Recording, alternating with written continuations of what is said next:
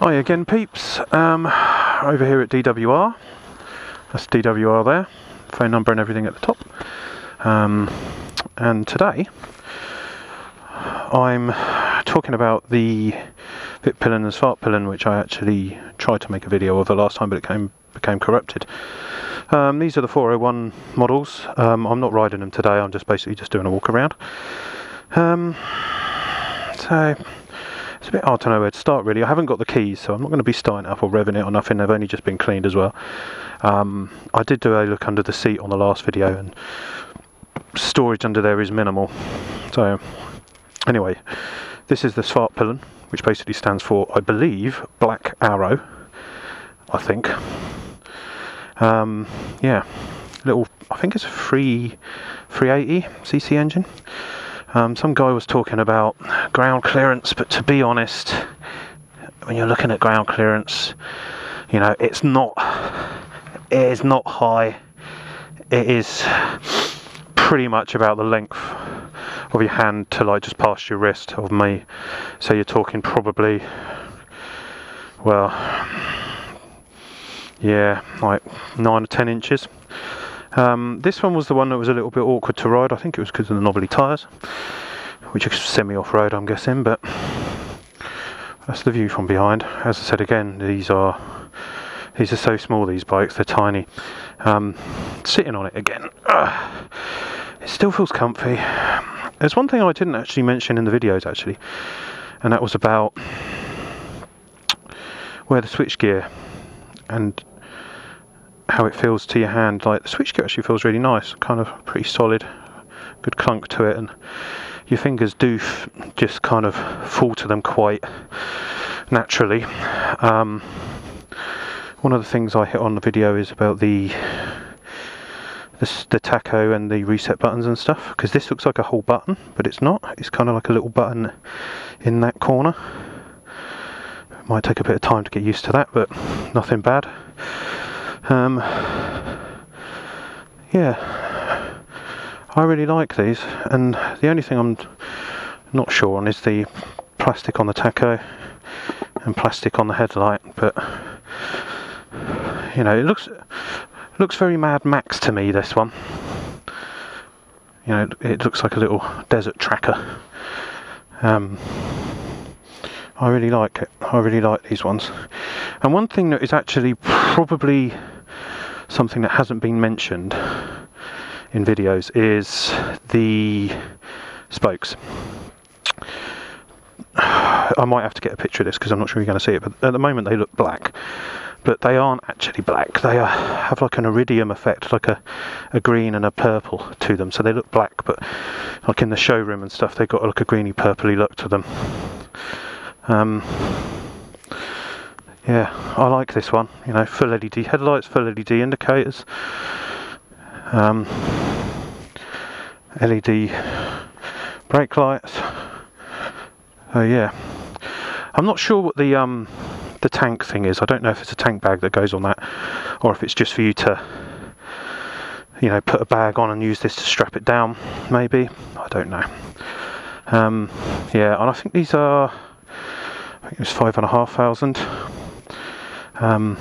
There's the other one, the vitpilen. I'll have a look at that in a minute. For the price, I think these are, I think they're a cool little bike. I'm not sure if there's any bike that's kind of in the same sort of area as this. Sorry, I'm getting hot out here. I'm in my rain gear. Yeah, I really liked it. I think I preferred the vitpilen to the svartpilen, but I think I prefer the look of the this one, the svartpilen, to the vitpilen. It's yeah. It's neither here nor there, really. They're both funky bikes. I really like these little mud guards. They look kind of cool. But of course, you're going to get a load of shit up your engine.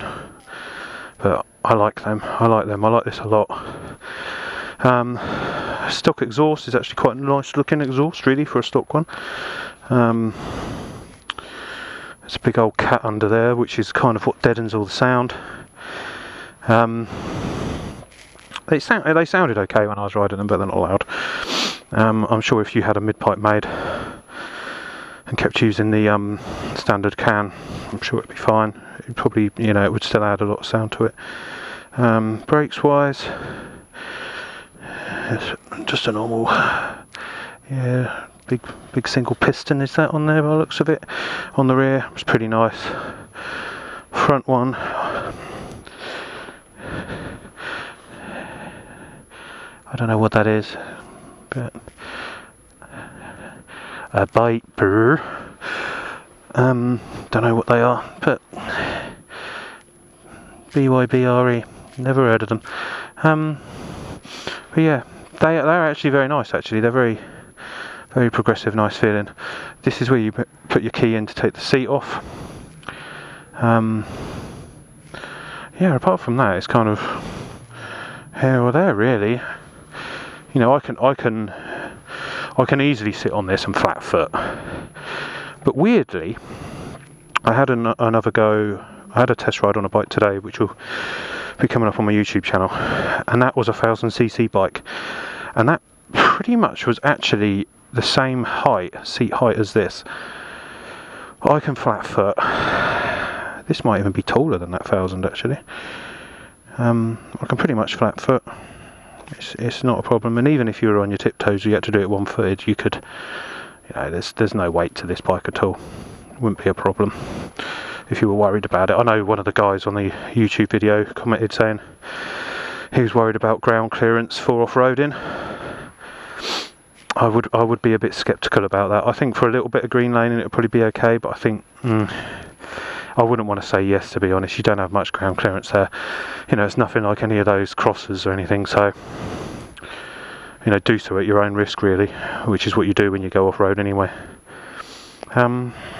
Yeah, I really like these bikes. I really do like them. Right, I want to push this out of the way and go and get the vitpilen. So I'll sign off for now and be back in a sec. Okay, this is the vitpilen, which I believe translates to white arrow. I haven't done any research here. This is just something I saw on another video, to be honest with you. This is the more Cafe Racer one. The one that has clip-ons, which kind of aren't clip-ons, they just go into the top of the yoke.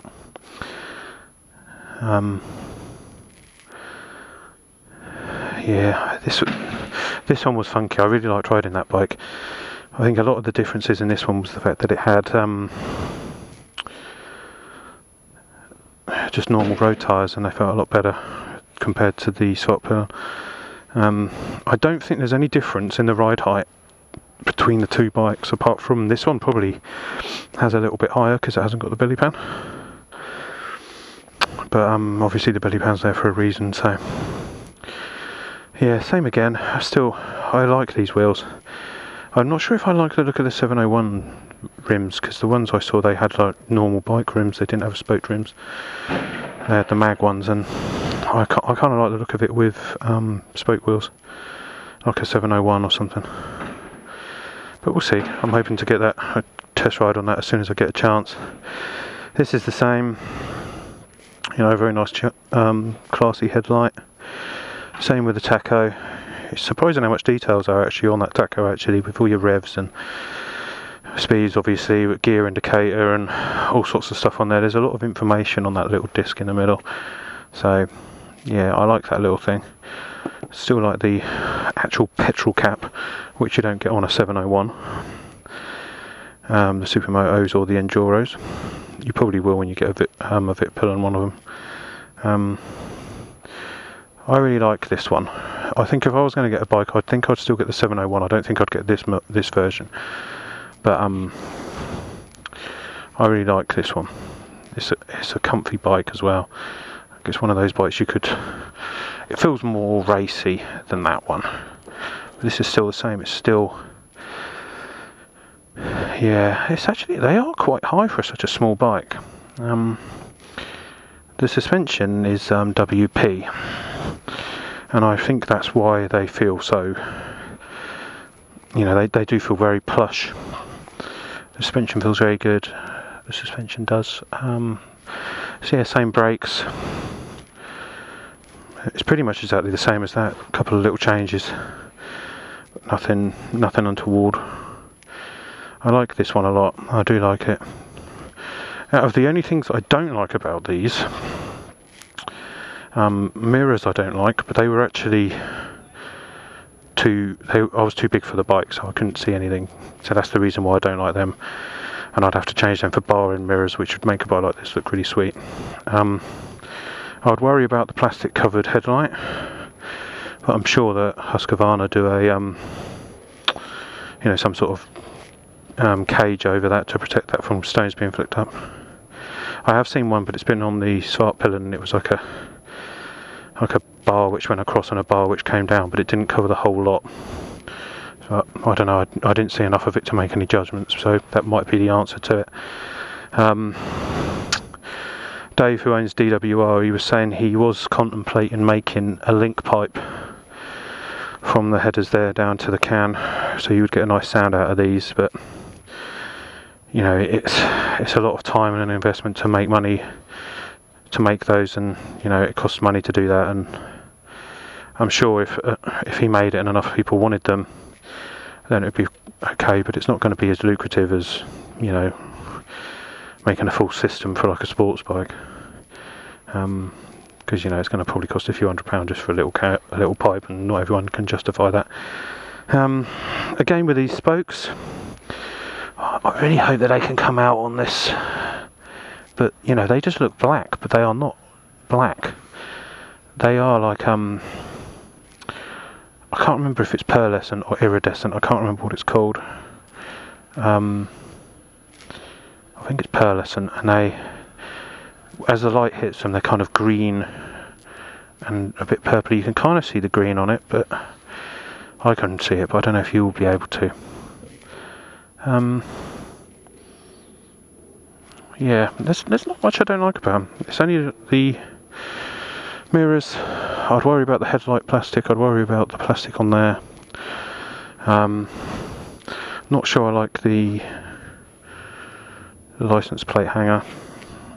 Obviously, if you had it up by the back seat, it would have to be so far behind to pass the regulations that it would look crap. When I was riding these, you know, you don't get nothing flinging up behind you, so them sort of things do their job, but they don't look great. Well, some people like them, some people don't. Yeah, I like these, I like them both, but personally for me, I think this one would be best, but I think I'd probably go for the 701 when I test ride that. But we'll have a look in the next, hopefully in the next month or two, they'll have a test ride, one of those come in, and I'll do another video of that. So anyway, I hope that answered anyone's questions that that watched my other video. Yeah, so if you're in England and you're in this area, that's DWR again. They're in Aylesbury, not far off the Aylesbury town centre, quite close to Wadston Manor, close to Aylesbury Tesco's. Aylesbury Tesco's is just over there. So if you can find the Tesco's Extra, which is a huge Tesco's in Aylesbury, and there's McDonald's basically over in that corner, then you're not far from DWR. Come and speak to Dave, or the other Dave, or Joe, and come and book in a test ride. Bring your licence down and stuff, and book one in. I don't think you'll be disappointed. Actually, they're good fun. Don't expect them to blow your mind. You know, they're not the most powerful thing in the world, but they're a cool little bike, and a lot of fun. You know, if I was looking for a bike that just wanted to nip around town, something like this would be right up my alley. So anyway, have a good weekend, and I'll catch you on one of my next test rides or my next walk around. Cheers.